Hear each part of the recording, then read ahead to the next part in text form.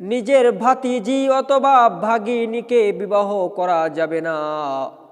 কিন্তু ওই সময়ের যে বাদশাহ ছিল সেই বাদশাহ নিজের ভাতিজি অথবা ভাগিনীকে বিবাহ করেছিল। এই ব্যাপারে যখন তিনি বিভিন্ন জায়গায় যখন আল্লাহর হুকুম আলোচনা করলেন, ওই দুষ্ট মহিলা সে ওই বাচ্চাকে বলল, আপনি যদি ইয়াহইয়া আলাইহিস সালামকে হত্যা না করেন তাহলে আমি আপনার সংসার করব না।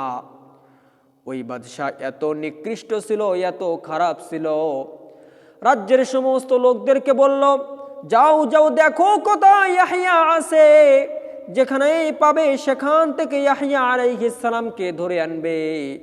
ইয়াহইয়া আলাইহিস সালামকে যখন ধরে নেওয়া হলো, ইয়াহইয়া আলাইহিস সালামকে যখন ধরে নিয়ে বাঁধা হলো, হত্যা করে দেবে, শিরশ্ছেদ করবে। এমত অবস্থায় জিবরাইল আলাইহিস সালাম বললেন, ওগো আল্লাহর নবী, আল্লাহ রাব্বুল আলামিন আমাকে পাঠিয়েছেন, আপনি যদি অনুমতি দিন তাহলে এই বাদশা সহ তার যত সেনাবাহিনী আছে সকলকে আল্লাহ ধ্বংস করে দেবেন। এমত অবস্থায় ইয়াহইয়া আলাইহিস সালাম বললেন, না না, যদিও এরা ঈমান আনে নাই হতে পারে, এদের যে পরবর্তী জেনারেশন আছে, সন্তানাদি আছে, তারা হয়তো দ্বীনের উপরে আসতে পারে। না না, আমি তাদের জন্য বদদুয়া করব না। তারা যে আমাকে শহীদ করতেছে, আমি শহীদ হতে দেরি, এই শহীদ হওয়ার যে ফজিলাত, এই ফজিলাত আল্লাহর কাছে পাইতে দেরি হবে না। সুবহানাল্লাহ। আল্লাহ রাব্বুল আলামিন বলেন, وَلَنَبْلُوَنَّكُمْ بِشَيْءٍ مِّنَ الْخَوْفِ وَالْجُوعِ وَنَقْصٍ مِّنَ الْأَمْوَالِ وَالْأَنفُسِ وَالثَّمَرَاتِ وَبَشِّرِ الصَّابِرِينَ।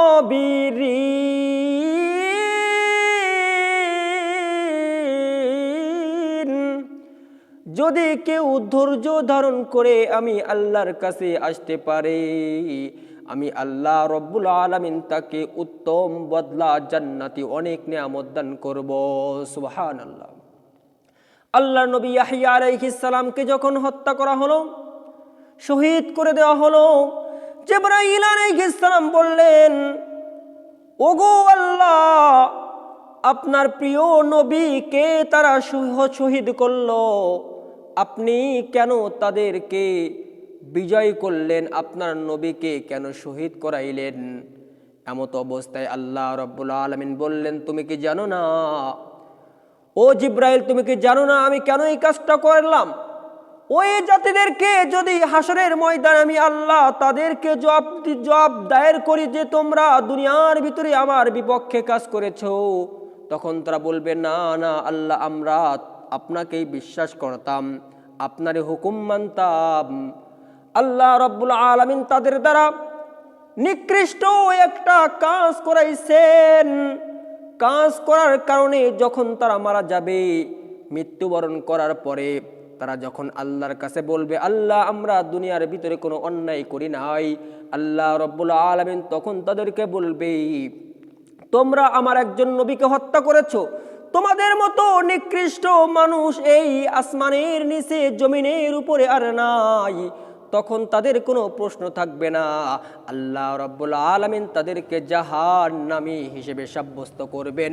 আর আল্লাহর যে নবী দুনিয়াতে শাহাদত বরণ করেছেন, এই শাহাদতের কারণে আল্লাহ রাব্বুল আলামিন ওই নবীর মর্যাদাকে জান্নাতের ভিতরে অনেক বৃদ্ধি করে দেবেন। সুবহানাল্লাহ। এই জন্য আজকে সমাজের ভিতরে দেখা যায় উলামায়ে কেরামদেরকে জেলে বন্দি করা হয়, তাদের উপরে